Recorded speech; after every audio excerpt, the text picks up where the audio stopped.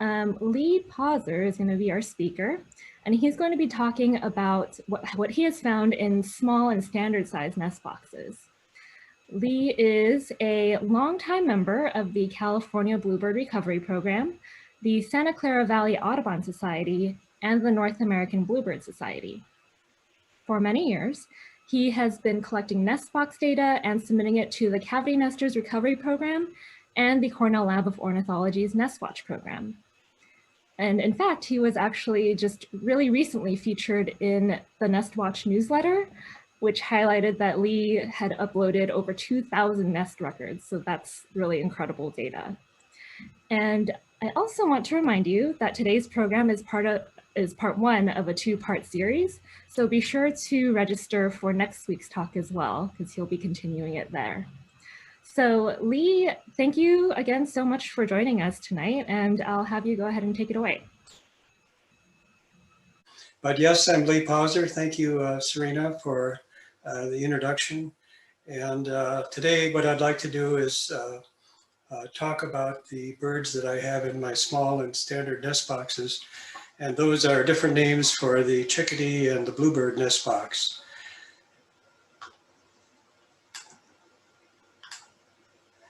So this is me, a little introduction. I retired from IBM after 31 years. I build, maintain, and monitor nest boxes on trails, the most of which I established. And as Serena said, I'm a member of the Audubon Society, the Cavity Nesters Recovery Program, and the North American Bluebird Society. In 2012, I received an award from NABS for outstanding contribution to bluebird conservation. I work with the Wildlife Center of Silicon Valley to renest or to wild foster or release rescued birds. And I'll be talking about that in part two. That should have been a shocking statement here to make, that I am not a birder. I raise birds for birders to watch. Some people can't believe that I'm a birder, but that's the way it is. I have no formal education. I found out I was a citizen scientist some years ago. And in no way do I claim that I'm an expert, but I do have 19 years of monitoring experience. So if we step back and look at this one particular item here, what is a cavity nester and what is a recovery program? This is a fantastic graphic that shows where birds nest. And the birds that we're going to be dealing with are the cavity nesters. So these are some images of natural cavities. So up here we have a dark-eyed jonquil in a cavity. All right, here we have a barn owl in a cavity. Over here we have a northern flicker cavity. Here's a white-breasted nuthatch cavity. And oh, looky here, we have a house wren nest. And if you look real closely, you see the skin of a gopher snake. So a gopher snake got in there and probably consumed the bird that was nesting. So the Cavity Nesters Recovery Program was one of numerous programs that were established because of the decline in bluebird populations, and for various reasons, introductions of non-native species, loss of open space, housing developments, the trees are being cut down, etc. So these smart people started putting up nest boxes, which is really an artificial cavity. The Cavity Nesters Recovery Program has many volunteers in California who establish and monitor the trails for the cavity nesting birds. And since its foundation in 1995, it's fledged over 350,000 birds. So these are examples of artificial cavities. On the left is the various type of nest boxes that I build. And on the right is those same nest boxes, except they're open. So I like to have easy access to the interior of the nest box. On the left here is an example of one of my hanging nest boxes, and the retriever that I use to take it down and put it up Over here is an example of 3 hanging nest boxes in use. One of the advantages of having hanging nest boxes is they're very portable. In the situation on the right, I had one box with western bluebirds. I had another box with tree swallows, and another pair of tree swallows were trying to get into the existing boxes. So I hung a third box and they used the third box. So tree swallows, you could probably put boxes back to back and they would be content. They're not aggressive about their territory. Whereas bluebirds, you need some distance between the boxes. So this on the left here is again is a picture of my box, and it's a side opening bottom hinge box. So I can open it all the way. This door swings all the way down.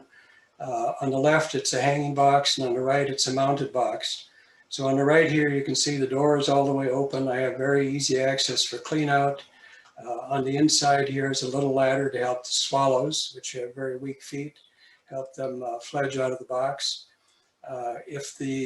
Because of the way the door is mounted, if I suspect that nestlings are near fledging age, for example, I can put my thumb through the entrance hole and just crack the box open and peek in. And if the situation doesn't merit opening, then I can close it again.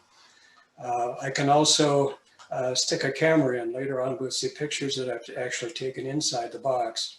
A small digital camera can fit right up on top here and shoot down into the box. So how many boxes do I have? In 2012, I started with 12 boxes, and I kind of peaked out in 2016 with over 500, and now I scaled back a little bit. I'm down to about 475. And I also hold the Guinness record for the most hanging nest boxes that you can put on a golf cart, which is 25. So I'd like to talk a little bit about, give you a little background on some of these species we're going to be talking about. On the left here is the name of the species, the 12 species that I've had in these small and standard nest boxes. And the next column is kind of important because in the graphs that we're going to see, I use what's called an alpha code. So everybody, instead of writing out Western Bluebird, can simply put down WEBL, and it's a simple code. You can see in this case, it's just the first 2 letters of each word. So I'll be using alpha codes later on. And since nothing is simple, this is a 4-character alpha code, although there's variations of 4-character alpha codes, and there's also a 5-character alpha code. But what this chart shows you is that, for example, for the Western Bluebird, they can have the 1 to 3 broods, and typically those that are going to have 3 broods would be down in Southern California, for example. They can have 2 to 8 eggs, with 5 eggs being normal. The female lays 1 egg a day until she completes her clutch. The incubation period is 12 to 17 days. And the nesting period, the time the hatchlings and nestlings are in the box, varies from 18 to 25 days. So this detail isn't important at the moment, but we'll get into more of that later. So another important thing is to realize that birds do not nest all year round. These particular species of birds don't nest all year round. And what this chart shows is my 2020 passerine breeding cycle. So if we look on the bottom here, we see dates. So way back here, the nesting season started on March 11th, and these solid colors indicate when I have eggs by species. So the dark green here is oak titmouse eggs. And when it turns into a hash green, that's when they had nestlings. So if we look at the Western Bluebird, we see Western Bluebird eggs here. And notice how long it goes versus the oak titmouse. The oak titmouse has only a single clutch, whereas the Western Bluebird can have 2 clutches. These would be the Western Bluebird eggs, and these would be the Western Bluebird nestlings. So if we look at tree swallows, again, a long cycle, because they have two clutches. And the nesting season actually ended out way out here. I believe it was August 1st when some bluebirds finally left my nest boxes. So important here is you can see the various species that start the nesting season. Other species come in. The ash-throated flycatcher and the violet green swallows come in later. But the season, when did I have the most eggs and nestlings in the nest boxes was the second half, mid-May, second half of May. And this may shift left or right depending upon the weather. Here is a graph that shows for all of the years since 2002, the species that I've had. And over here, the yellow, this is a species, ash-throated flycatcher, and the yellow bar indicates the number of broods that I've had in my nest boxes. So I've had 200 broods. The red is number of eggs, 827 eggs. How many hatched? 711. How many fledged? 615. And here's the total number of eggs, total number of hatched, total number of fledged. If we look at which species have I had the most of, well, it's the western bluebird. That's been my target species ever since I started. So over the years, I've had 1,900 broods, and I've fledged 6,151 western bluebirds. The red dot is kind of interesting because that gives you an idea overall success. If you're a bluebird egg, what are your chances that you're going to fledge from the box? For bluebirds in my boxes, you have about a 70% chance. So the gap between the green bar here and the blue bar is nestlings that didn't hatch. Up here, the difference between the blue bar and the red bar is eggs that didn't hatch for whatever reason. So the least successful species, if we look at it, down here is actually the tree swallows. You can see a big gap here between the number that fledged and the number that hatched. So anyway, we'll continue. Here's my first video. I hope it comes across well. But what it's showing is a hatching tree swallow.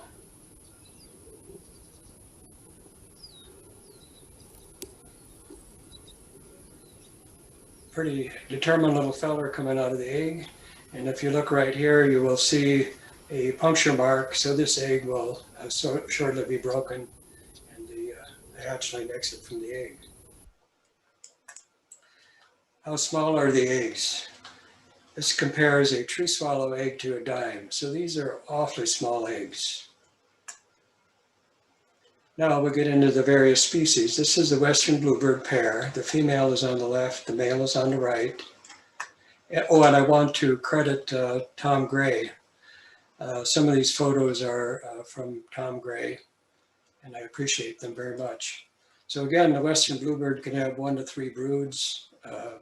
Southern California can experience 3 broods where I've not had one yet. 2 to 8 eggs, with 5 being common. The female lays 1 egg a day until she completes her brood. The incubation period 12 to 17 days, nesting 18 to 25 days. Lee, we have a couple of questions if you don't mind me jumping in. Sure, go ahead. So the first one is from Anne, who wants to know, how do you avoid squirrels? I've only had problems with squirrels one time, and that was when I assumed a trail that had a redwood nest box in it, a box made out of redwood, very soft. And when I first found the box, the squirrels had actually chewed the entrance hole and made it so large that they could get into the box. So first thing I did is I put a portal with the 1.5-inch entrance hole over the old entrance hole. The bluebirds built a nest, laid eggs. The eggs hatched, I came back and the squirrel had chewed it out again. So if you don't want anything making the hole larger, what you can do is make a piece of acrylic, put a piece of acrylic over the front of the hole, and that would restrict woodpeckers, for example, from making the hole larger than 1.5 inches. It might have to be pretty thick to keep squirrels out, But if you have a real problem with squirrels, I would move the box. Again, I've only had problems with the squirrels one time. I hope that answers the question. Yeah. And then Margot wanted to know, what kind of camera do you use in the nest boxes? These photos are just with a cheap, small, I'm trying to think of the brand name even. I can't even think of the name. Nikon, for example, they have cameras, digital cameras in the $100 range. Very small, very thin. And I just place it into the box near the top, shooting down. This photo wasn't quite shot down, but what I'm doing is showing the 7 eggs in it. Okay, great. So like a digital camera. Yeah, a small digital camera, yes. And I shoot video or pictures. Then, So I'm go sorry, ahead. Go ahead. Oh, I was just going to go on to the next question. Sure. Laura wants to know what you do with the infertile or unhatched eggs. Usually I leave them right in there and they seem to disappear for whatever reason. If the entire clutch of eggs is abandoned, in that case, I will remove them. Okay. And there have been instances where I have taken eggs out of the box because they were infertile, but I don't always do that. So what's interesting about this nest here is a typical Western bluebird nest made out of grass with a finer grass in the cup here. Now, sometimes they will bring feathers into the box and sometimes pieces of cellophane, pieces of paper. So I think with the latter two items, they're actually treating them as if it was a feather. Some of these nests, you really can't tell what species it is until the nest becomes more complete. For example, a tree swallow nest starts out similarly, but once they start bringing in a whole bunch of feathers, then you know it's a tree swallow nest. So here we have 7 bluebird eggs, which happens, but it's not that common versus 4 or 5 eggs or even 6 eggs. The downside of having 7 eggs is that probably not all hatchlings will fledge. Here we have on the right, we have eggs that have just hatched. You can see a part of an eggshell that hasn't been removed yet, and the adult will remove it. So on day 0, the hatchling is the same size as the egg. Here we have a female Western bluebird with nestlings that are a few days old, and notice how carefully she's stepping between the nestlings. A beautiful bird. Here we have another female Western bluebird incubating eggs. And notice in this case that the nest is made out of pine needles. Even though the nest is made out of pine needles, the base of the nest here, it'll still be finished with a finer material in the cup of the nest.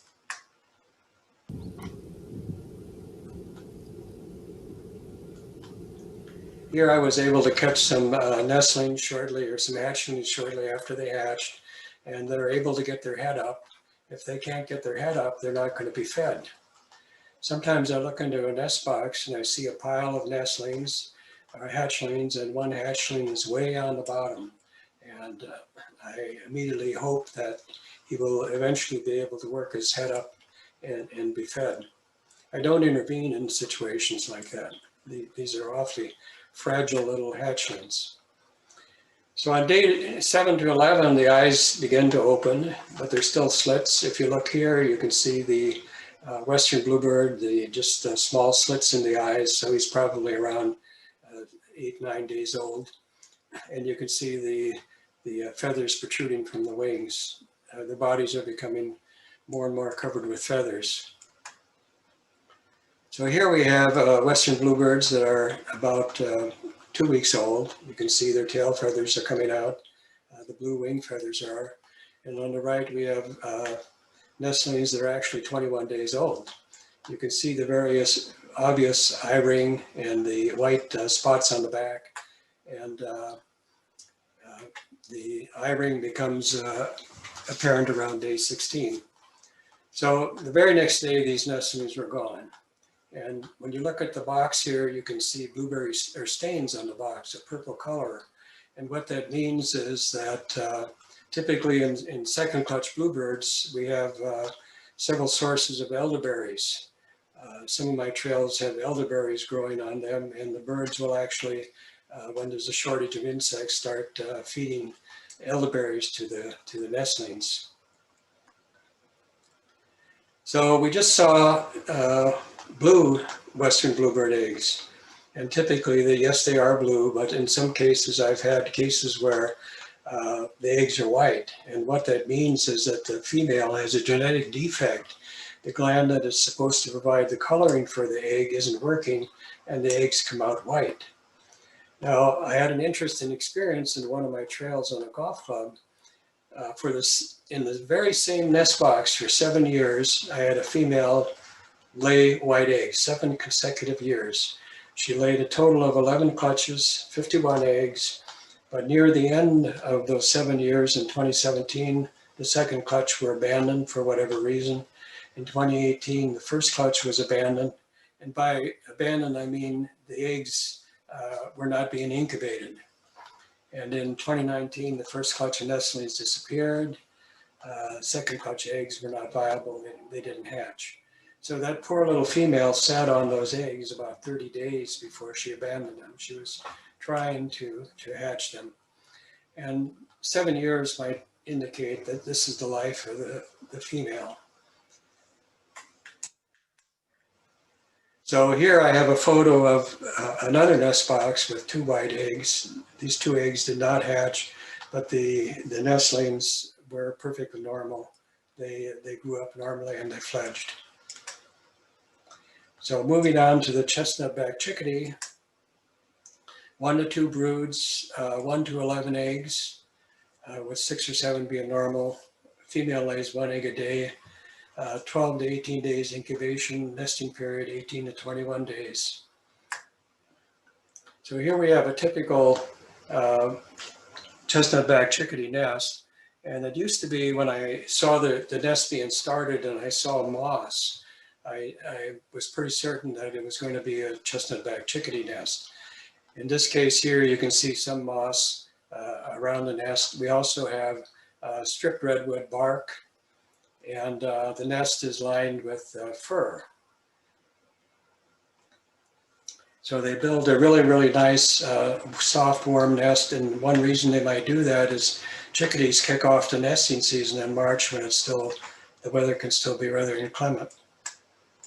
Here we have a chestnut-backed chickadee. The view from a little farther out, we can see moss in the nest here. We can see all the fur and hair that the female has brought in. And here we have hatchlings with still one unhatched egg. Here they're a little older, maybe 6 days old. You can see their feathers are coming out. They actually cause the cup of the nest to expand because they're getting bigger as time goes by. And here we have the nest as I originally described. If I saw moss, I knew it was going to turn out to be a chickadee box. So this is actually a chickadee nest in a western bluebird box, which is a 5-inch by 5-inch floor, whereas a chickadee box, typically I would have a 4-inch by 4-inch floor. So when the nest was being built, this looked like it was actually the old green shag carpet that some of you people may remember. So these chickadees, I mean, they are so cute, and one caution is that when they get near the fledging age, they really get jumpy. So I'm rather careful when I open the box. Lee, quick question from Karen. Where do they get the fur? Well, we used to have dogs, and we would comb the dogs, and we'd go to the park, and we'd actually drop off whatever we combed off the dog. And other people do that too. One of the parks has a lot of people walking their dogs, and somehow magically they find it. For a while, I had actually gone to a groomer and asked for clippings from the dogs, and I would put a little basket on the side of the nest, fill it with fur, and they would actually use that fur. So they're really good at finding it. I'm amazed at how much they find. So I love the oak titmouse because of its little crest here. And they can have 1 to 2 broods, 3 to 9 eggs, with 7 being normal. Female lays 1 egg a day, 14 to 16 days incubation, nesting period 16 to 21 days. And here's a female incubating, and bless their little hearts, I could open up box after box after box of titmice and have the female on the nest, and it is really rare for them to flush. So I'm really hesitant to take a picture. They're looking at me and their little heart is probably racing away. I peek in a situation like this and I would close the box up, see you next week. I never make any of my ladies get up off the nest. So here we have a oak titmouse nest. Notice that we have some grass here. We have some moss blending in it. And here's the cup of the nest finished with hair and fur. Let me see what else they might have in here. They may also bring in shredded bark, wool, twigs, plant fibers, rope, string, etc. So here I have 2, 4, 6, 8, 9 eggs. The most I've ever had in a box is 10 eggs. But again, when you get into these large clutch sizes, the likelihood of all of the nestlings fledgling decreases the more eggs they have. So here they're hatched. They're a couple of days old. Over on the left here, one interesting thing about this nest here is you look at the color of the nestlings and you look at the color of everything else in here, and is that intentional? Are they trying to camouflage the nestlings? So these, I would guess, are 5, 6 days old. On the right here, I have one of my nest boxes, and it's wall-to-wall oak titmouse nestlings. So they don't get particularly jumpy, so I felt safe opening the box here and grabbing this picture. But now that I have the picture, I have less reason to open the box and take a picture. This is an interesting bird, the white-breasted nuthatch. And no, the photo isn't upside down. The bird actually can creep up and down tree trunks. It has 1 brood, 5 to 9 eggs, with 8 being typical. Female lays 1 egg a day. Incubation period 13 to 14 days. Nesting period 26, which is rather long for these kind of birds. Towards the end, you know, I'm wishing, will you please leave the box? And this is an interesting photo. My early experience, this is a photo from my early experience with a white-breasted nuthatch. And when I took the box down, I saw these scribblings on the top of the box. And what I thought it was, what I was hoping it was, is the bird was trying to communicate with me. And it turns out what the nuthatches do is they take blister beetles. They catch blister beetles and then they squash them and make these lines on the box. Not only on the top of the box, but around the entrance hole too. Now the blister beetle is appropriately named because you can have a reaction, we can have a reaction on our skin. But for example, squirrels, people think that it's, the reason for it is it's supposed to deter squirrels. They would get a reaction also from getting the juice, the blister beetle juice on their skin. Unfortunately, they weren't trying to communicate with me.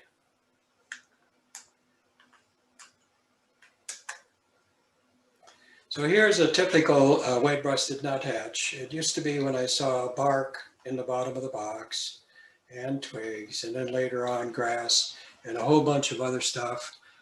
I knew it was a white-breasted nuthatch. So they bring fur, bark, and lumps of dirt into the box. It looks rather gross, but that's what they do. Here we have a large clutch of western bluebird, white-breasted nuthatch eggs. Here we have white-breasted, yes. Yeah, we have a question. With the beetles, are nuthatches squeezing out some toxin before feeding them to the young? No, no, the beetle, I'm sorry, the blister beetles, they're actually squashing them and rubbing them on the nest box, and they're not feeding them to any nestlings because at that time they don't have any nestlings. And what it is, it's thought to be a deterrent for predators, like squirrels, for example. And Lois wants to know, are red-breasted nuthatch nests pretty much the same as white-breasted?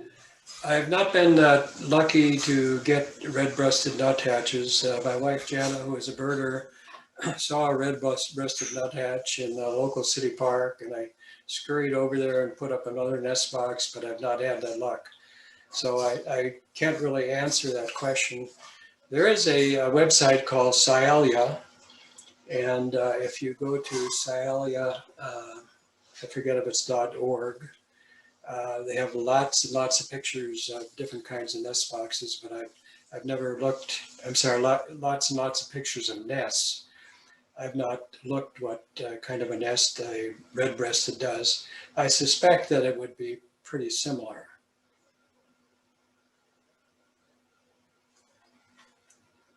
Okay, we'll move on. And here I have a white-breasted nuthatch nestling, and it has its neck up.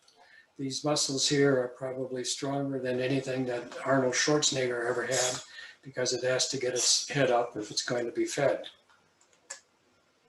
Here they are a little bit older, maybe around a week. They're filling the cup of the nest. And here they are approaching fledging age. They really get jumpy, so I'm very, very careful. I may just put my thumb in the entrance hole of the box, crack the box open, and peek in. One reason I would peek in is if they're to see whether or not there's a problem in the box. Yes, I want to get a beak count, but what I don't want to see in the box is I don't want to see a dead nestling, because depending on the time of the year, that nestling can really turn to soup quickly, and you can have maggots crawling in the box, etc. So one of the reasons we monitor the boxes is to aid the nestlings whenever we can, aid the birds whenever we can. So here we have the tree swallow, and they can have 1 to 2 broods. Many of my tree swallows have second clutches, 4 to 7 eggs, with 5 being normal. Female lays 1 egg a day.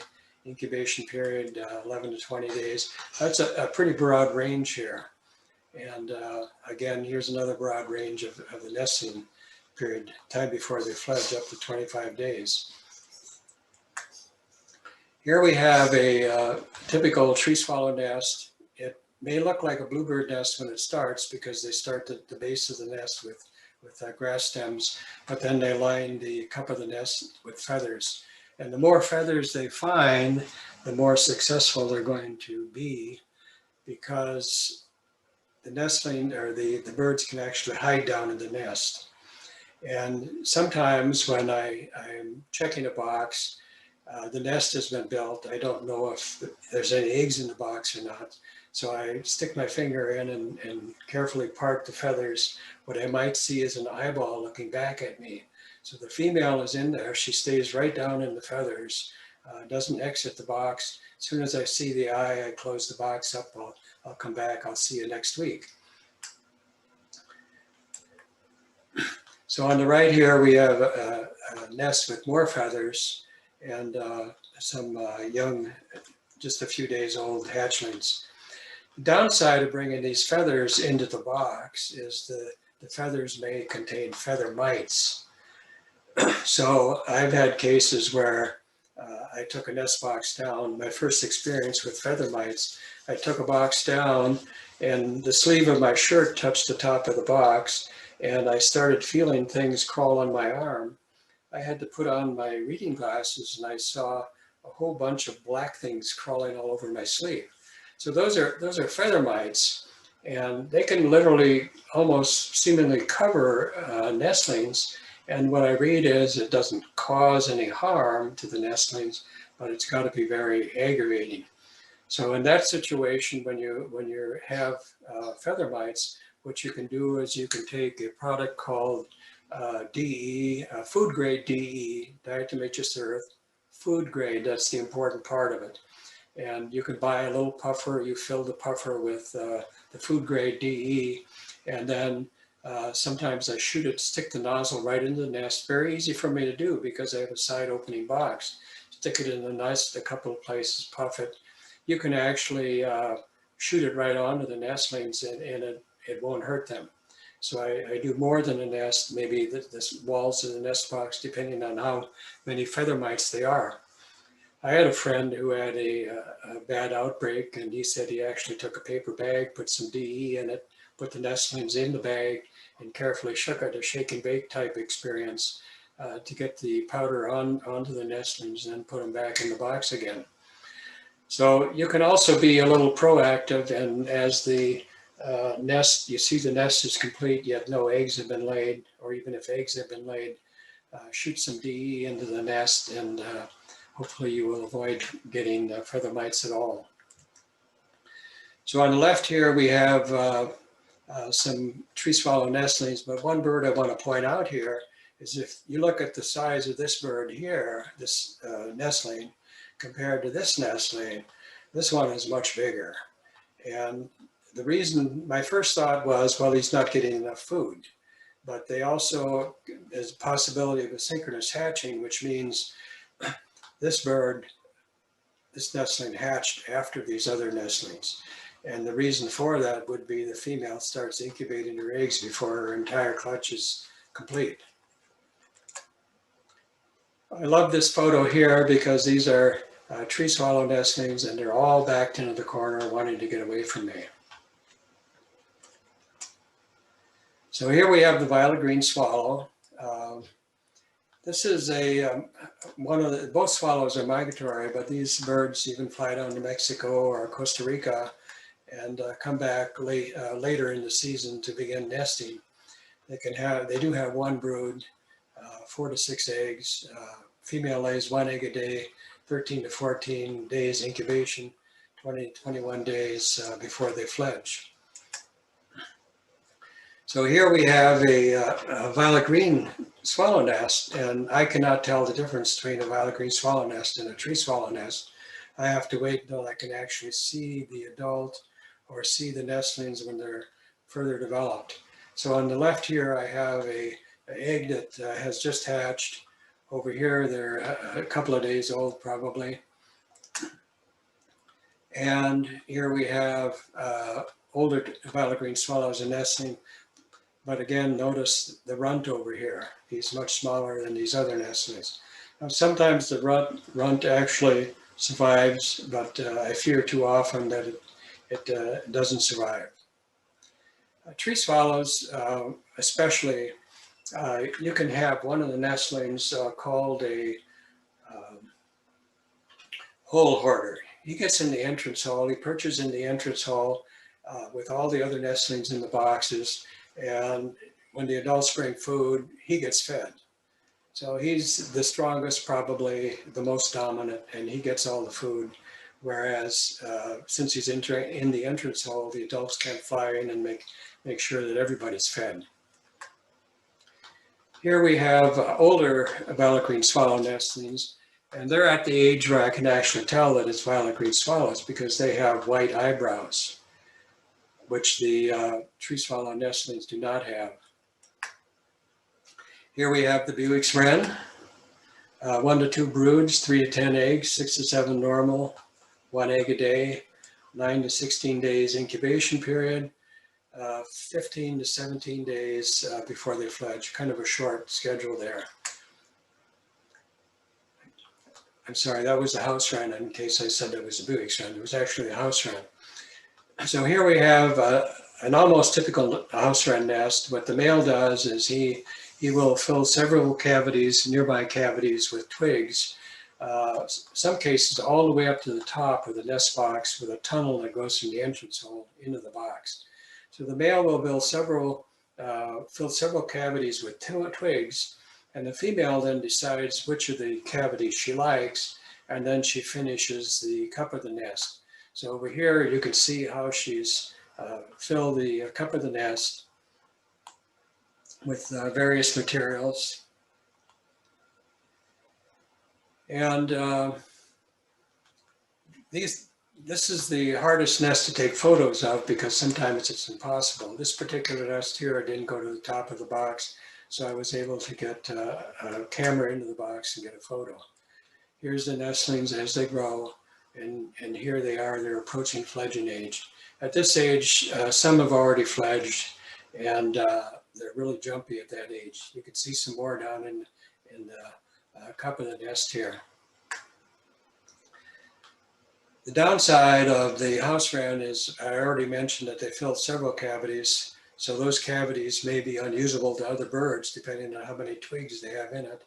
Besides, other birds really shouldn't nest near where house wrens are because the male has a horrible habit. He will run around and he will peck holes into the eggs of the species that are nesting nearby. And even though these other 3 eggs in this case here may not have a punctured hole, all of the eggs will be abandoned. The female will abandon all of the eggs. It's not only problems with eggs, but the male house wren will actually drag the nestlings out of the box too. Here's the Bewick's wren, and she is a little beauty. 1 to 3 broods, 3 to 8 eggs, frequency 1, 1 a day, 14 to 16 day incubation period, and again a short nesting period. This is the most impressive nest that I've seen because of all the various materials that went into it. The base of the nest is made out of sticks and grasses and rootlets and leaves and moss and other plant materials, sometimes even spider egg cases. The cup of the nest may be lined with feathers, wool, hair, plant, down, even snake skins. So if you look at the length of this twig here, I really wonder if she had a saw with her or if she was able to bite off the end and fit it in the box. But it's a beautiful nest because of all of the different materials that are used. I love to get Bewick's wrens, but I don't always get them. Now in this case over here, that doesn't look like a Bewick's nest on the bottom, but indeed it was a Bewick's nest. This may have been a case of the Bewick's wren usurping the swallow that was building the nest, or the western bluebird. Could have been an oak titmouse too. So she's really jumpy, and I took a chance to get this shot here, just so I finally had a picture of a female on the nest. But here she is, hunkered down in the nest. Again, a beautiful nest. You can see here she's using catkins as nesting material. And even the eggs are beautiful. So this is a shot of the eggs here. And what makes the eggs so spectacular is they will have a band of red dots around it, just like the Milky Way galaxy. So here the eggs have hatched, and the nestlings, I'm guessing 5-6 days old. And now we're moving on to house finches. So house finches are kind of interesting because look at how many broods they can have. They can have up to 6 broods, 2 to 6 eggs, lays 1 a day, 13 to 14 days incubation, nesting period 12 to 19 days.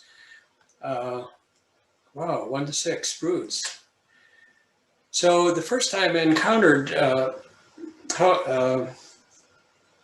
house finches was, I had a box at Cinnabar Hills Golf Club where I had a bluebird nest box mounted below a barn owl box on a post, and I had put a predator guard on the front here. And lo and behold, the house finch builds a nest in the predator guard instead of going inside the box. So house finches are the kind of birds that if you have a broken light fixture outside, they might build a nest in it. They're building nests anywhere. So here's the nest later on when the eggs are being laid. Here we have nestlings, and notice what they're doing with their excrement. They're putting their excrement, fortifying their nest. So here we have the house finch nestlings, and they're still out in the open here. I actually put a cover over the predator guard to protect them from the sun. And I had them just for 3 years for some, I'm sorry, so for 4 years. So in 2013, all of a sudden I had house finches building nests, not only in this predator guard, but in barn owl boxes and in kestrel boxes. And the reason they were doing that is they appear to like lots of light. So for these years, I had, initially in 2013, I had lots of house finches, and then it tapered off to, I think in 2017, I only had one. Now, I wondered, why did I have house finches all of a sudden? Well, there was a house finch disease that broke out on the East Coast in 1924 at some pet store. And gradually over the years, it worked its way west. And this map here shows it was on the West Coast in 2019. My wife, Jana, the birder, would look through her binoculars at house finches in the backyard, and their eyes are all swollen shut. They had the house finch disease. So what people were supposed to do is keep their feeders clean and maybe even pull them in to prevent the spread of the disease. But here we have 2019, supposedly they hit on the West Coast, where in 2013 is when I first experienced them. So I haven't had house finches for a couple of years now. Now, this is the ash-throated flycatcher, and this photo is just outstanding. It was taken by a photographer named Claudia Peterson, and I would occasionally see her on one of my trails. She and her husband would be there. She would ask me anything interesting, and I pointed out the fact that I had ash-throated flycatchers in a box up on the hill. So for 3 days, she spent set on the side of a hill, set up with a tripod or camera, taking many photos. And she finally captured this photo here. She said the bird landed and it turned its beak with the dragonfly in it. And she actually won an award for that photo. And really quickly, sorry, before you continue with the ash-throated flycatcher, Margot wanted to know if purple finch nests are similar to house finches? Again, I have no experience with purple finch. I wish I did, but I'm sorry I can't answer that question. So the ash-throated flycatcher, one brood, 2 to 7 eggs, 4 or 5 eggs is pretty common. Frequency, that's interesting. A passerine that lays eggs on a 1 or 2 day schedule, incubation period 14 to 16 days.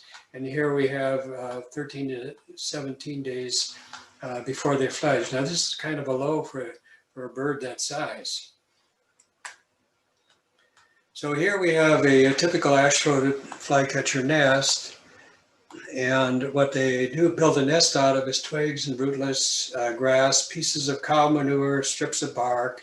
It really looks rather foul on the inside, but you can see how it's grass here and grass rootless for the base, and then all these other materials on the top, including cow dung. And here they are, striped eggs. Here they've lined the cup of the nest with a whole bunch of fur. Here they've hatched, and again, this is another case where look at the color of the hatchlings, the nestlings, and the background as if it's intentional so that they blend into the nest. Here we have a nest box full of ash-throated flycatchers. Ash-throated flycatcher is my favorite bird. It's also the most offensive. The female is the most offensive of all of the birds that passerines that I work with. And by defensive, what I mean is if I visit a box and I hear from the inside of the box a clacking sound, she's in the box and she's clacking her beak together, warning me to stay away. So I just simply turn on my heel and I'll see you next week. I don't open the box up. This is the Nuttalls Woodpecker, and on the left is the female, on the right is the male. And one brood, 3 to 6 eggs, lays 1 egg a day, incubation 14, nesting period 29 days. Now the Nuttalls Woodpecker is rather interesting because they don't normally nest in a nest box. Yes, they nest in natural cavities, but not in nest boxes. So in 7 of 19 seasons, I've found a total of 19 broods. And by a brood, I mean a collection of eggs, 1 or more eggs, totaling 46 eggs. Over those years, just 1 egg hatched and 1 nestling fledged. The first time I found Nuttalls Woodpecker eggs in a box, I believe the clutch size was about 4 eggs. Wow. I went back and read up on Nuttalls woodpeckers, and yes, it looks like Nuttalls woodpeckers because they can fit through the 1.5-inch entrance hole. The next week I came back, all the eggs were gone. The next week I came back, I think there were 3 eggs. Next week I came back, there were no eggs. So, gee, is that predation? That's why I've had 19 broods, because the eggs keep disappearing. But in the 1 year, one of the eggs hatched, and I actually had a Nuttalls woodpecker nestlings. Look, this is a redwood nest box, and if you look at all of the chips, the adults made all these chips from the interior of the nest box. So we have one infertile egg here, and there's a nestling as he's getting older. I went to a convention down in Los Angeles, and there was an author down there, Stephen Shunk, who had heard that I had Nuttalls woodpeckers in a nest box, and he was wanting to see my photos. So using my cell phone, I linked to my website and showed him the photos, and he was salivating because he was excited about this. And he said I told him what had happened in the box, and he said the woodpeckers moved the eggs around. So I've looked for documentation on that fact, but I've not found it. I wish now that I would have asked Steve more questions about them moving their eggs around. So knowing all this, everything about nests now, you know, look at this nest here, and what do you think it is? This is the first time I've ever seen a nest like that. And what it turns out to be is a chestnut-backed chickadee nest. So this is an example of all of the different kinds of nests that I've seen the chestnut-backed chickadees build. So depending upon the material that's available, they will use different kinds of materials for the base of the nest, but they always finish the nest in the same way. It's kind of like humans in North Dakota. They didn't have any trees to cut down, so they made sod houses. What don't I want to see in a nest box? I don't want to see house sparrows. So house sparrows, there's a male on the left, a female on the right, and they can have 1 to 4 broods, 1 to 8 eggs, incubation 10 to 14 days, and a nesting period of only 14 days. So if they have 4 broods, 4 broods, 8 eggs each, that's a bunch of house sparrows that they can fledge.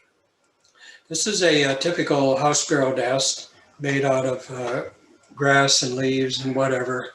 They bring trash into the nest, but what they do is they will have a tunnel through the entrance hole down into the nest. This is not a box that I made, that's why it looks that way. But it is typical of a house sparrow nest. In my case, with my side opening box, I would open up the side of the box and I would see the side of the nest, and I would stick my pinky in and feel down into the nest. So these are house sparrow eggs. I have never fledged a house sparrow. Ideally, what I like to do is let the female lay her eggs, and then I will remove all of the eggs. And the reason I'm doing that is because it is a non-native species. The house sparrow was introduced into the United States in 1851 in Brooklyn, where they were having problems with a linden moth. So they brought house sparrows in, and yes, they got rid of the moth larvae, but the house sparrows propagated, spreading across North America, killing native nest birds, etc. There's over 540 million house sparrows now. So the male will come into a nest, puncture the eggs, and if they want that particular box, they will kill anything that's in the box, including adults, nestlings, whatever. And I've actually experienced them killing all of the nestlings in a box, and they were building a nest on top of the dead nestlings. So you can be either proactive about house sparrows, or you could be reactive. There's a technique to, some people say if you tip the box, give it a slope, kind of like a Peterson nest box, it makes it more resistant to house sparrows. Excuse me.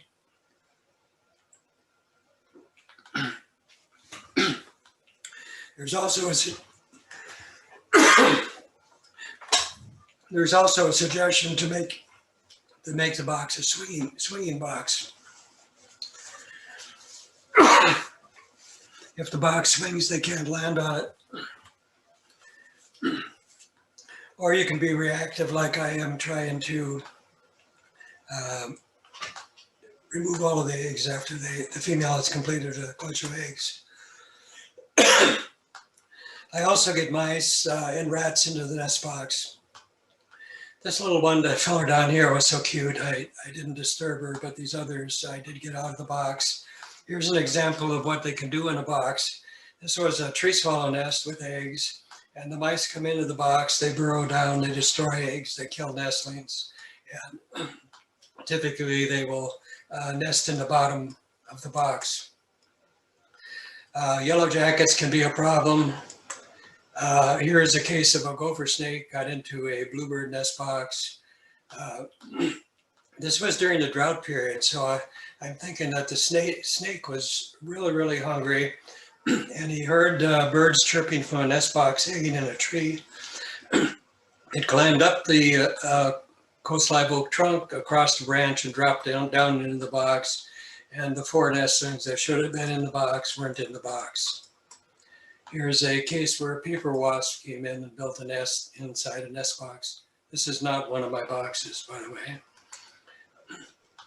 Another problem I have is acorn woodpeckers. They store the acorns in the box as a granary.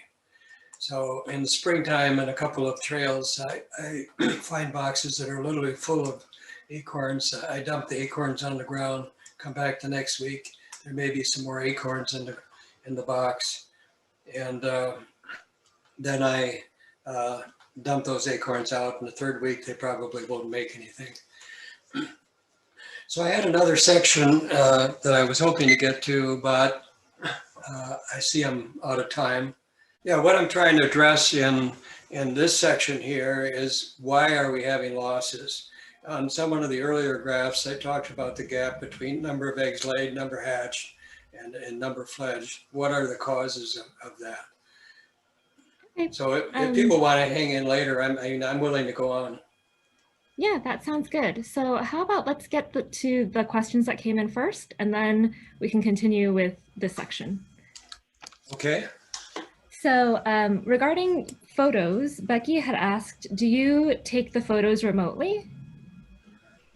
No, I don't. Not with the passerines. I'm opening the boxes up, and with my little pinkies, sticking a digital camera into the box. Okay, so I think so it's very easy to do, because most of my boxes are hanging boxes. I can take them down, put them on the ground, or something else if I have to take a photo.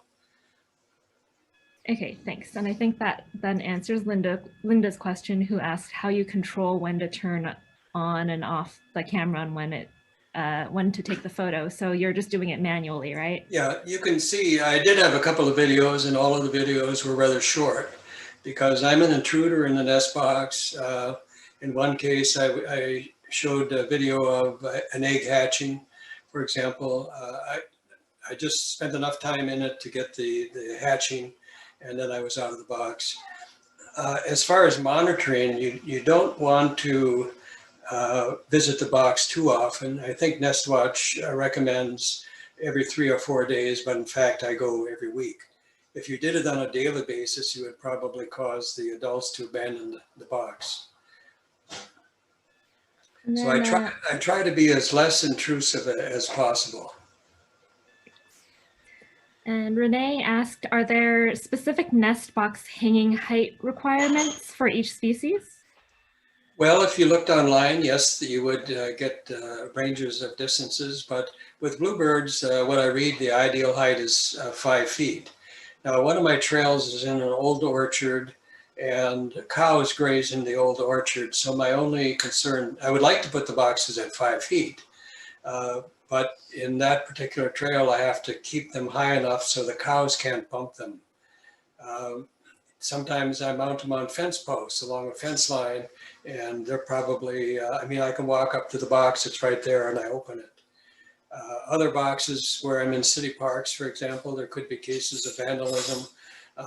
In some cases, I hang them about 20 feet high just to keep them away from ne'er-do-wells. And then Linda asked, do you clean out the boxes at the end of the nesting season? And Beverly said both beginning and the end of the nesting season. In February, I'll do a preseason check of the boxes. So when I'm doing a preseason checking, what I'm looking for is whether or not the box is mechanically sound. Does the door open? Is the door there, etc. In some cases, even is the box there, because I've had some boxes disappear. So I do a preseason check, and what I might find is mice have moved into the box, for example, something else moved into the box, even incomplete nests. Even though I thought the nesting season was over at the early August, sometimes a female decides she's going to go again, and she may start building a nest.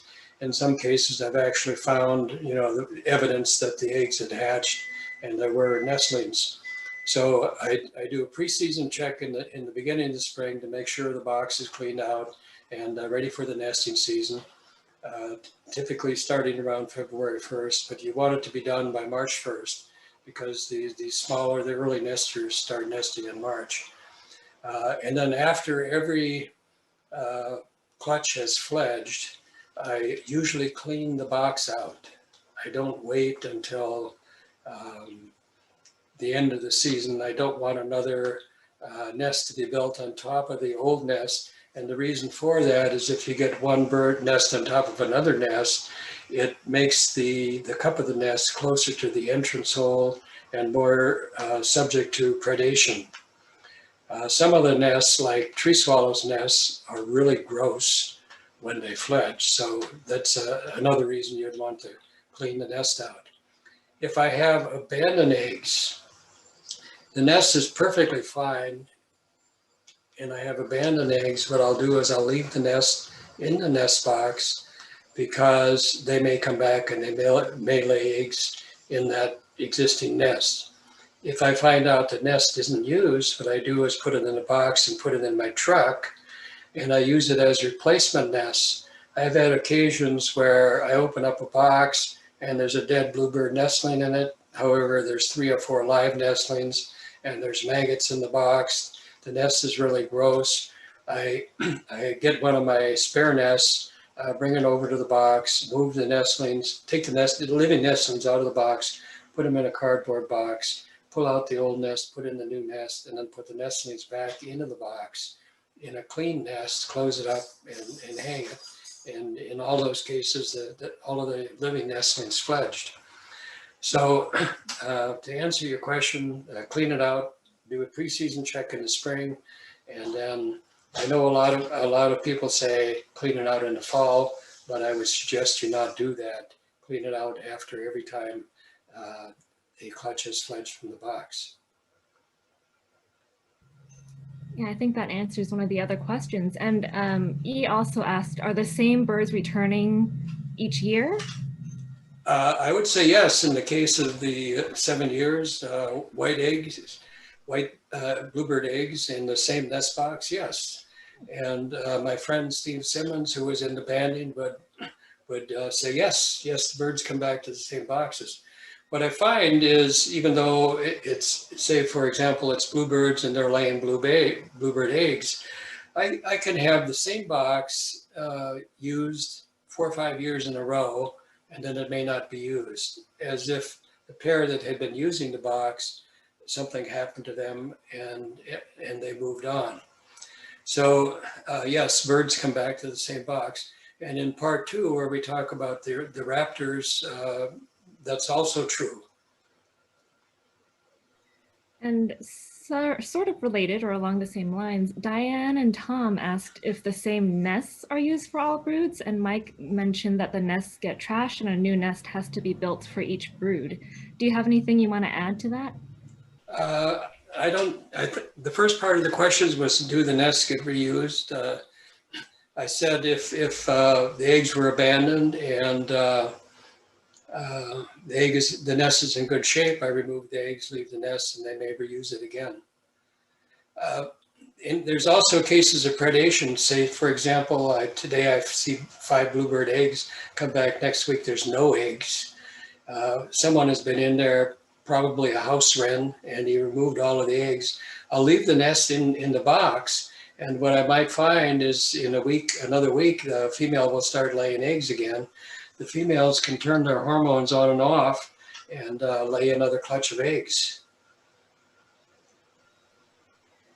And then Anne wants to know, is this the time of year to start cleaning out bluebird nest boxes? They are still flitting around their boxes. But they're not nesting. So most people would tell you clean it out at end of season. So end of season for me was about August 1st this year. So your last trip to the nest boxes, you would want them cleaned out. But you may have to do it again in the spring when you do a pre-season check of the boxes.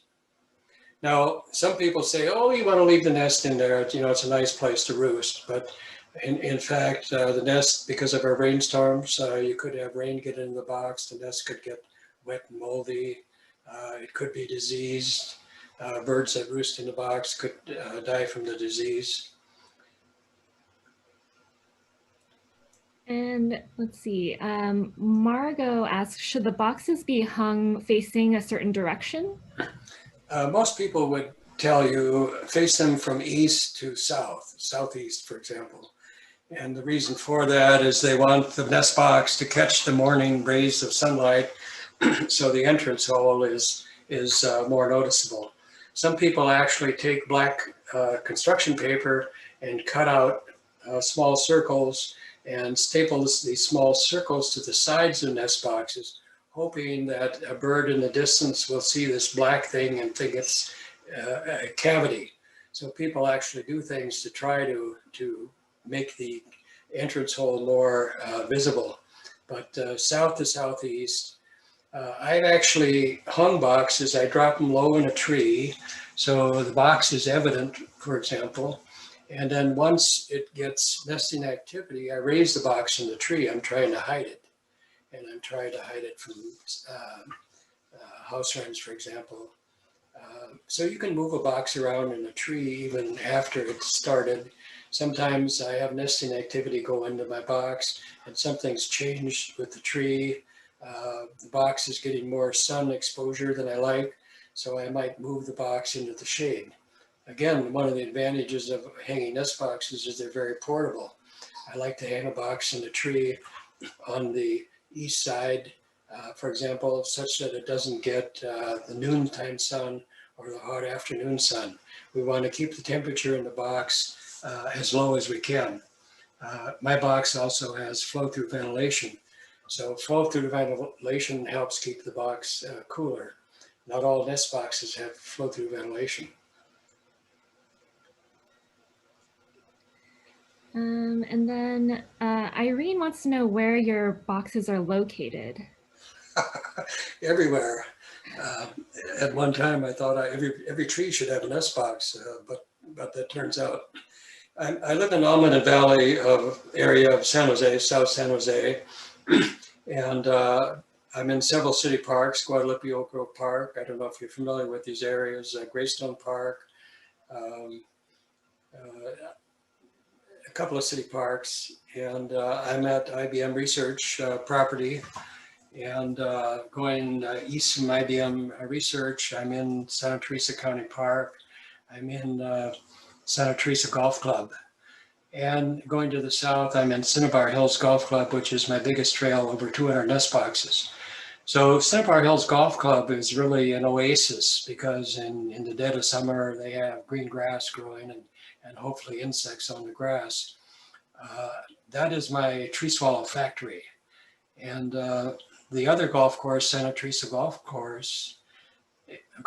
is my bluebird factory. I raise more bluebirds there than any other trail. And IBM Research Center is my barn owl factory, my kestrel factory, because of the habitat that it's in. My small city park, one has my chickadees. I get more chickadees there than elsewhere. And another city park, I get the most violet green swallows that I do anywhere. So each trail has a different habitat, a different expectations of what you might get there. And then Robin wants to know if those numbers that you gave for broods and length of time to fledge, etc., is that your data or is that from other sources? It actually came from a monitoring guide that's posted on the Silicon Valley Audubon Society's website.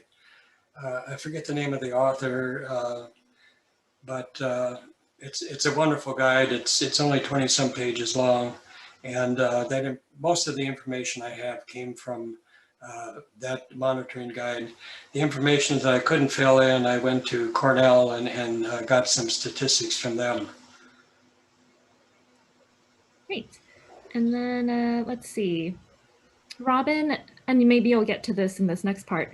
They said that the Solano Land Trust bluebird boxes have a lot of predation. Do you experience much since your boxes are hanging from trees?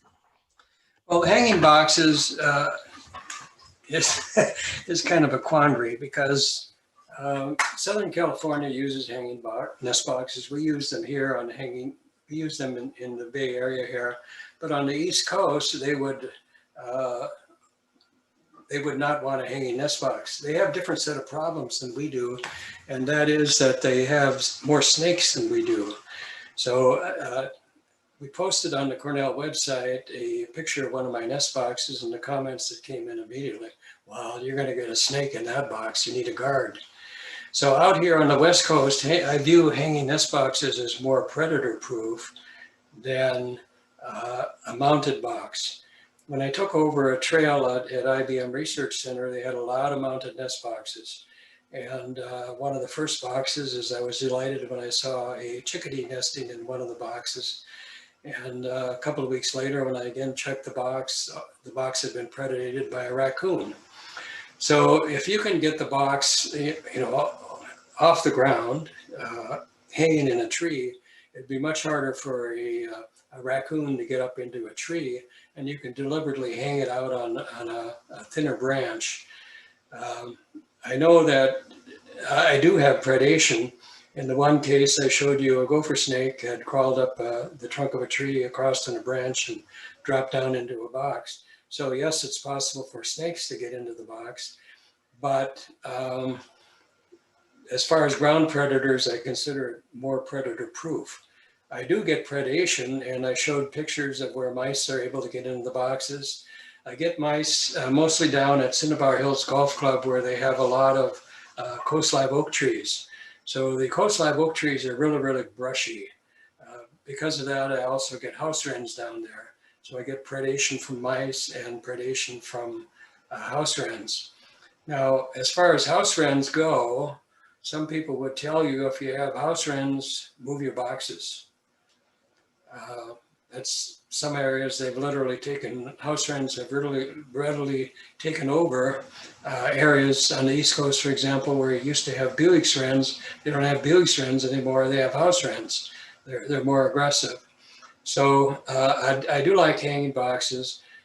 As far as a predator guard, if I'm able to get to a section later on, I can show you the kinds of predator guards that I use on my hanging nest boxes.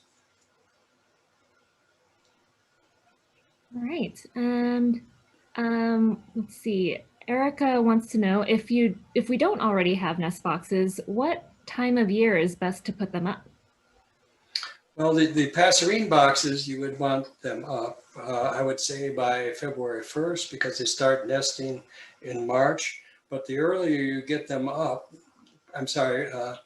some of the passerines start nesting in March. But the earlier you get them up, the more chance they have to be noticed. One of your questions talked about bluebirds were in the area, and I've already seen bluebirds looking in my nest boxes. So they're aware the nest boxes are here, but it is not time for them to nest. So anyway, by February 1, but earlier if you can get them up. Great. And Molly asked how frequently you check your boxes, and I think you said about once a week, right? Once a week, yes. There are cases where I might have a problem. If I see a problem, I might even go back the very next day, for example, depending on what the problem is. But on average, once during the nesting season, once a week during the nesting season. Great. And Florence wants to know, if you have more than one bluebird box, how far apart should they be? Well, if you read it up, some people, if you looked online, some people would tell you 50 yards, 100 yards apart. But I have them working 35 yards apart, for example. And the reason for that, well, I think they're even closer than that, 20 some yards. And what it depends on is the availability of food. If there's enough food around for everybody, there's no need to fight over the food. And it also depends upon what's between the two boxes. The two boxes that I mentioned, I think it's actually around 20, 25 yards apart. There's trees in between. One box can't see the other box.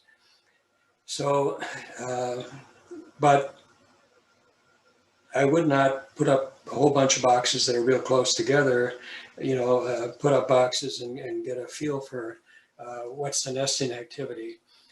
Tree swallows, again, you can put them back to back, but people would say, well, put them 10 feet apart. And in the one case, I showed a photo of where I had tree swallows, 3 boxes in a tree.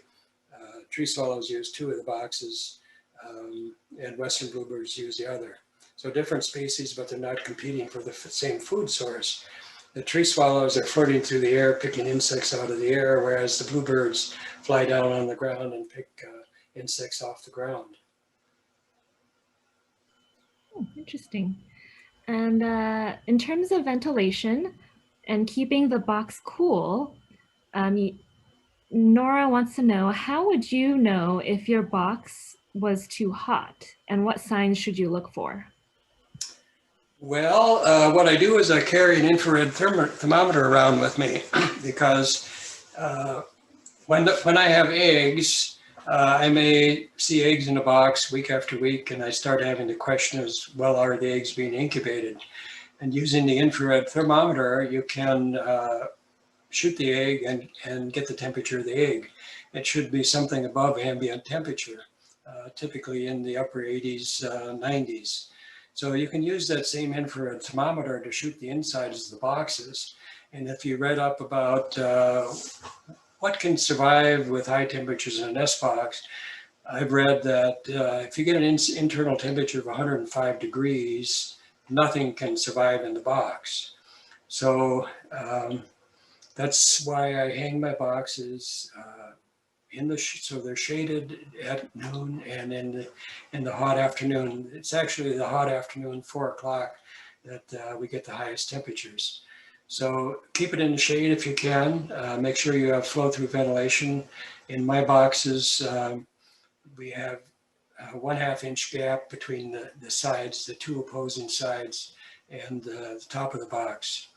Now, flow-through ventilation only works if you have a breeze. So another reason to keep the box in the shade if you can. Great. And then one last question before we can have you continue. So Molly wants to know if you have resources for determining which species are appropriate for one's area and habitat. Well, this monitoring guide that I mentioned, it was actually a monitoring guide by Graham Hatch. I forget if it's Hatch Graham or Graham Hatch. He talks about the various habitats that you can expect various species of birds in. So I mentioned that in some areas where I have coast live oaks, lots of twigs, brushes with lots of twigs, I get house wrens. Western bluebirds love short green grass. Cemeteries, city parks, golf clubs are ideal for western bluebirds. They will perch someplace and they will swoop down to the grass and pick up insects. Swallows flirt through the air. So what I try to do is, well, where am I going to have a lot of insects? Gee, I have a county park down here that has a great big lake, or I'm at a golf club that has the sprinklers running every day. Should be lots of insects. So you can kind of guess what habitat will reap the various species. But again, what I could do is send you a link, Serena, to the monitoring guide, and you could circulate that. There's additional information, like Cornell has an abundance of information talking about the birds, showing pictures of the various species of birds, what their nesting habitats are, nest structure, number of eggs, etc. There's a wealth of information at Cornell.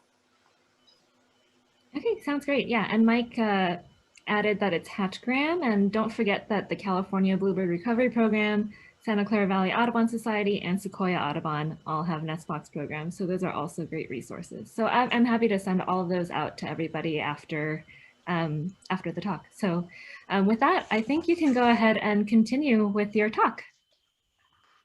I hope I won't be keeping you up too long.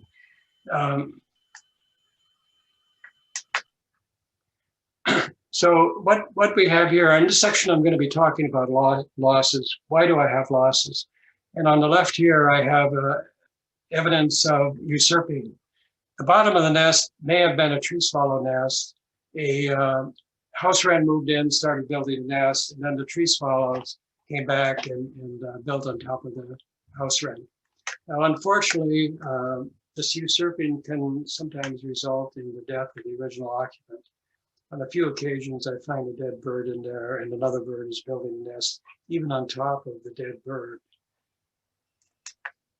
So here's another interesting case where I have two different species eggs in the same box, in the same nest. Here I have ash-throat flycatcher eggs, and if you look at the makeup of the nest, it was an ash-throat flycatcher nest, and a western bluebird came in and laid eggs right on top of it. Western bluebird was really anxious to drop eggs, so she popped into the box and dropped a couple eggs. Now, this introduces the problem here is, okay, what if all these eggs hatch?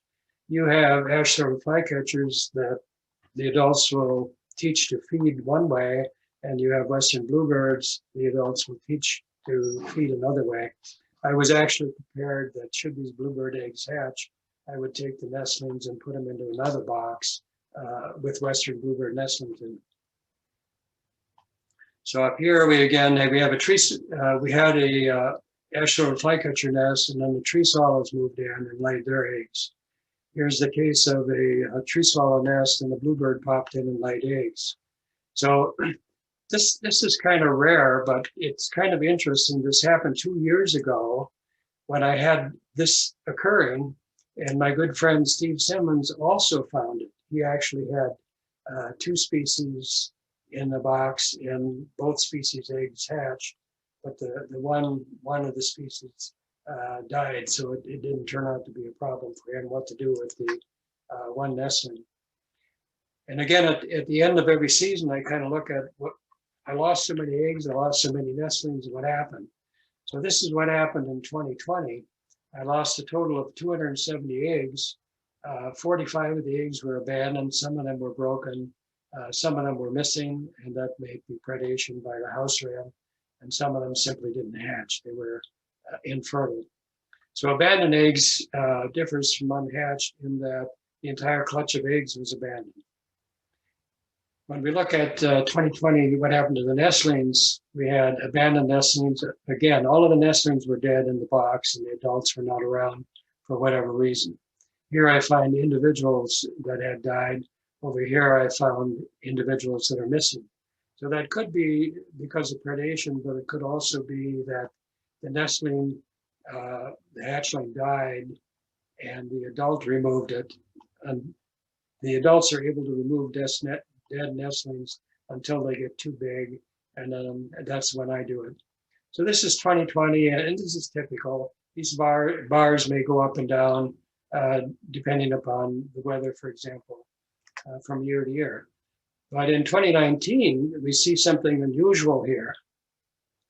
We see 519 dead nestlings. What happened in 2019? And when we look at bluebirds over the years, the green here is the percent overall. So if you're a bluebird egg, what are your chances of hatching?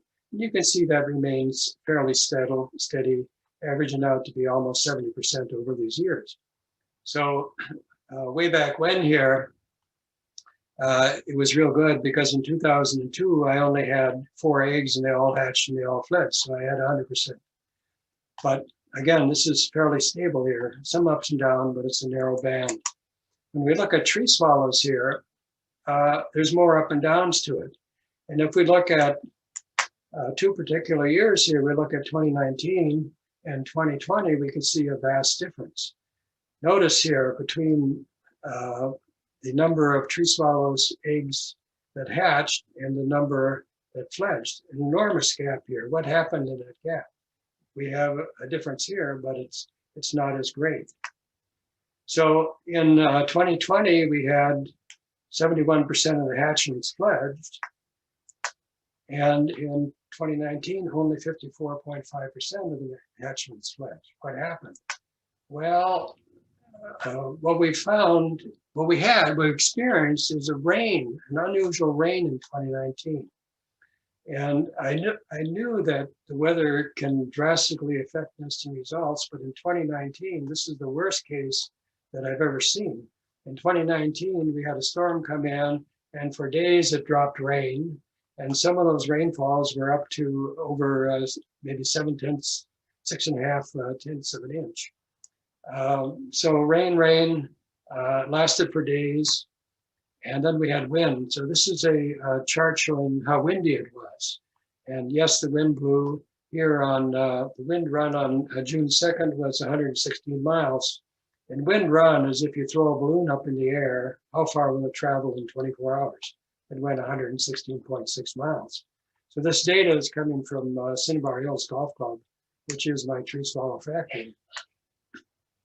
If we look at tree swallow losses, well, first of all, nestlings. So these are tree swallow nestlings that are in the box. It drops off. But here's tree swallow nestling losses. After the storm, I went out and checked my boxes, and that day I removed over 250 dead tree swallow nestlings.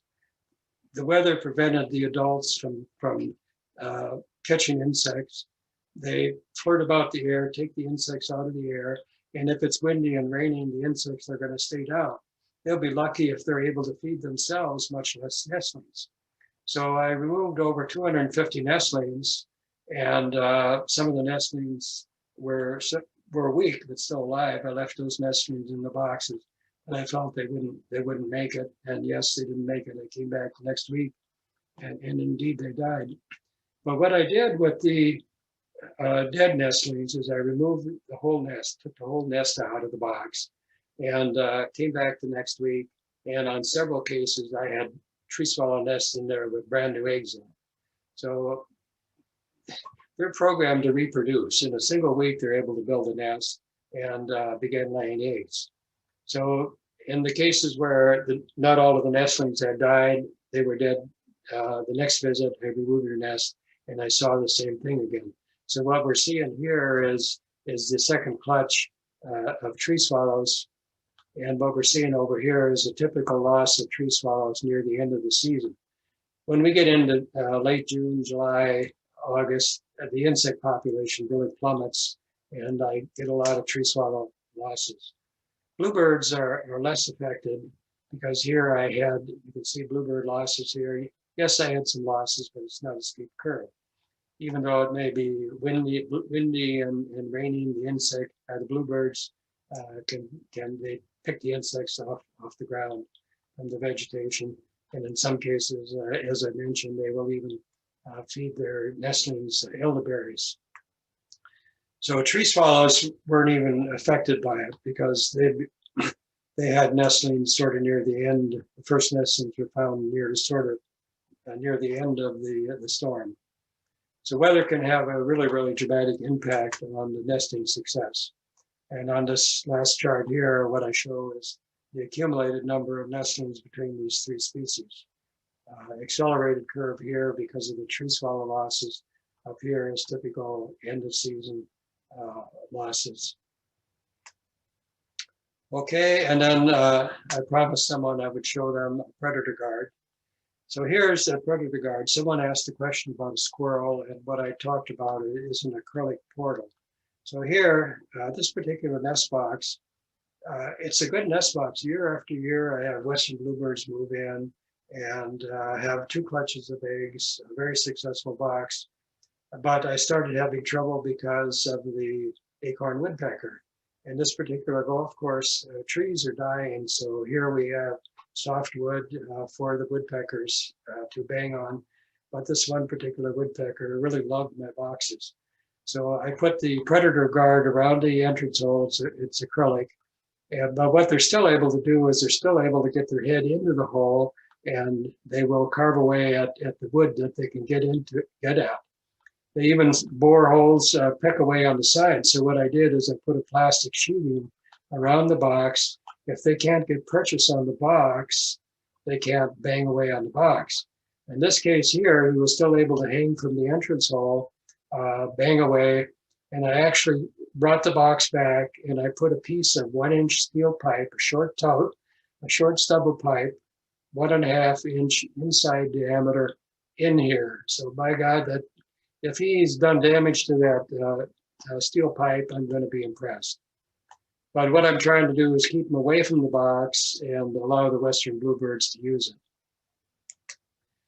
Over here, I mentioned the problem that I have with mice. So here's a hanging predator guard, and it's still, I'm on about 3 different kinds of designs, but the reason, what I'm trying to accomplish here is if something comes down the hanging wire here, this is an unstable surface. It's a large piece of plastic that's balanced by this short piece of PCV pipe.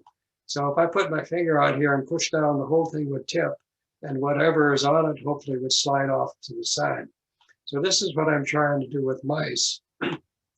If mice happen to get on the box, and if they want to get off, they're going to either have to drop down to the ground or jump to the tree. So if I use this kind of a predator guard on a box, I have to make sure that I hang it out of jumping range for mice. So I've had good success with it, but I'm still trying to come up with something better. For example, if the wind blows, this tips up here at a high angle, and mice could still get into the box. So I'm trying to limit the motion of the unstable cover. We talked about predator guards, and what do you do to keep house sparrows out of the box? The first time I had house sparrows in the box, I went online and read, well, what can you do about house sparrows? And there was a discussion of using monoline, fishing line to make the box predator guard, more predator safe. And what they actually did is from the front of the box, they strung monoline down to the ground. From the edges of the roof, they strung monoline down and tied bolts on the end of it. But that's all too complicated. So what I did is I made a portal that I can replace. And what I have here is standoff wires that basically put the monoline about 1 inch from the surface of the portal. And what I do is because it's on wire here, I can actually adjust the tension of the line and the distance of the line. What you want to do is you want to have the monoline maybe 1/4 inch from inside from the edges of the entrance hole. So from the edge of the entrance hole in is where you want the monoline, and you can even go more than that. And though I've not seen it work, people say it works. And apparently what happens with the house sparrow is the house sparrow approaches the box, his wing encounters the line, he backs off, he may try to go in the box again, his wing again encounters the line, and he gives up going in.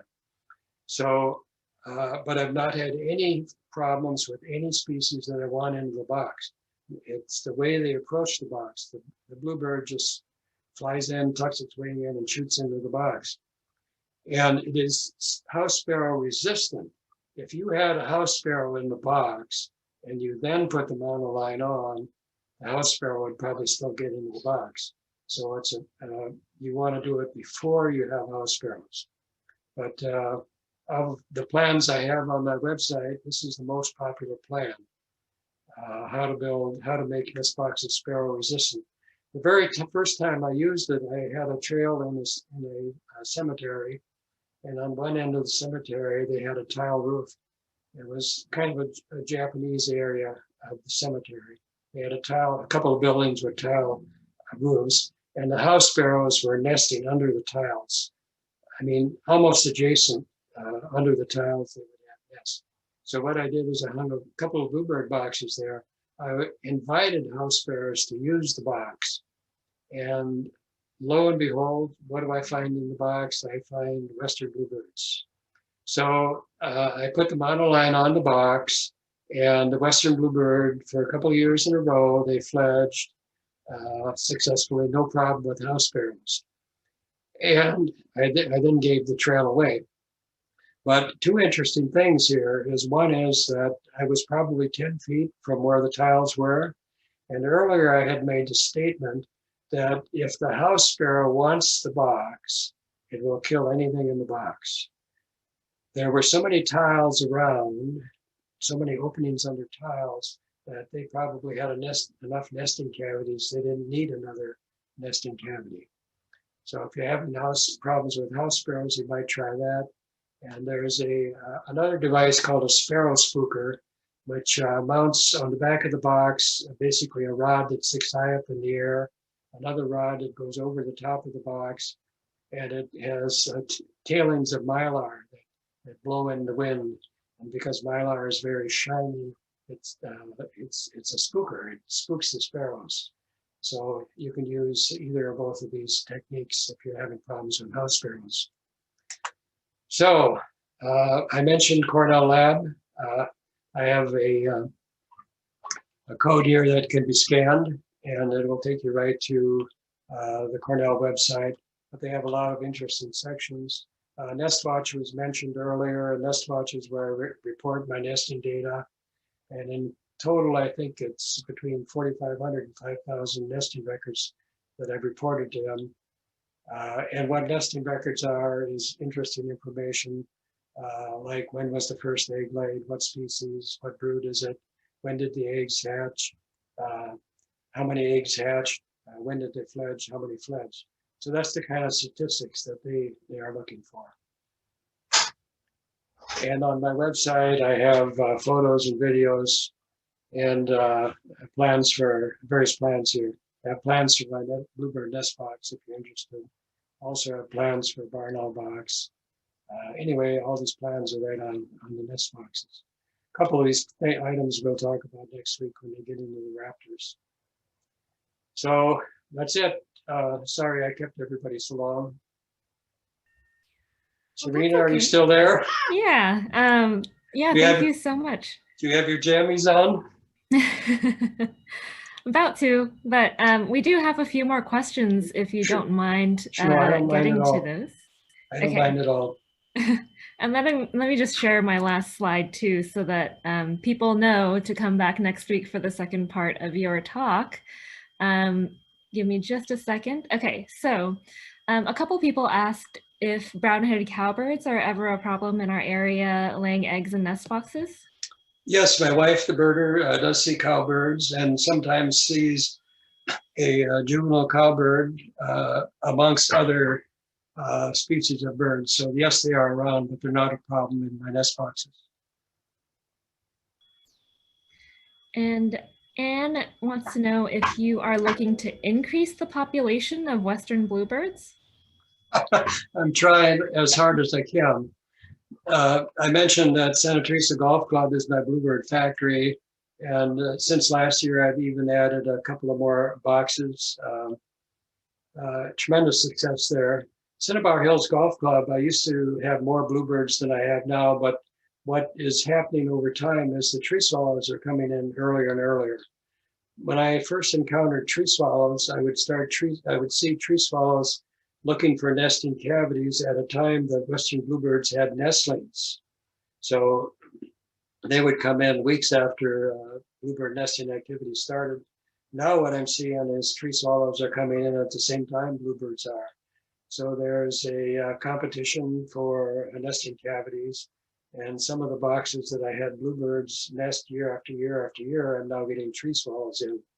Well, the fix for that is to put up more bluebird boxes if I can, to give the bluebirds an opportunity to find a cavity.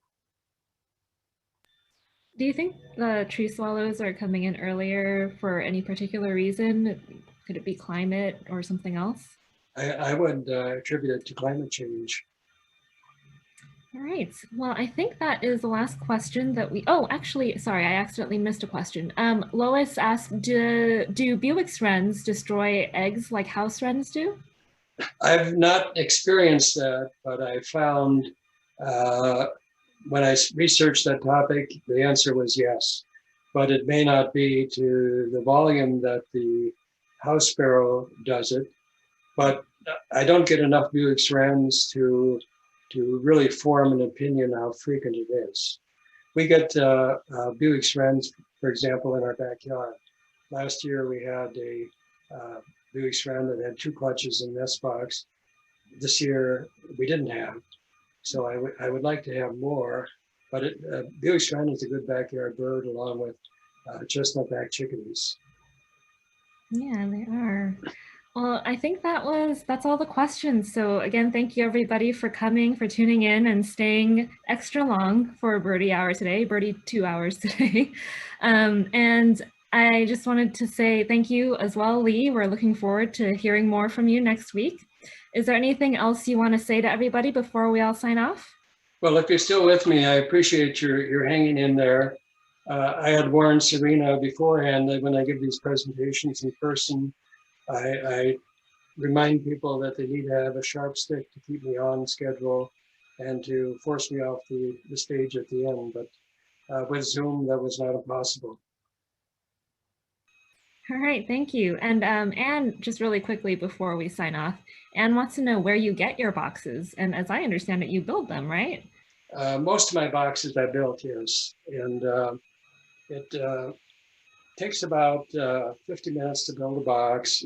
If you want to look at my plans are very detailed, and I do a lot of extras to the box. Like if you saw the entrance hole in my last slide, where I was showing the monoline, I route it out, I make it nice and smooth. So it takes me about 50 minutes to make a box. And if you're looking at plywood, I use 3/4 inch plywood. I can bring the box cost less than $5 a box. But I'm running 470 boxes. So in reality, I'm not looking to make more boxes. All right, and then I think I can find your plans online and send those out to everybody. So I hope that helps, Anne. And then really quickly, Zane asked if bees nest in them too.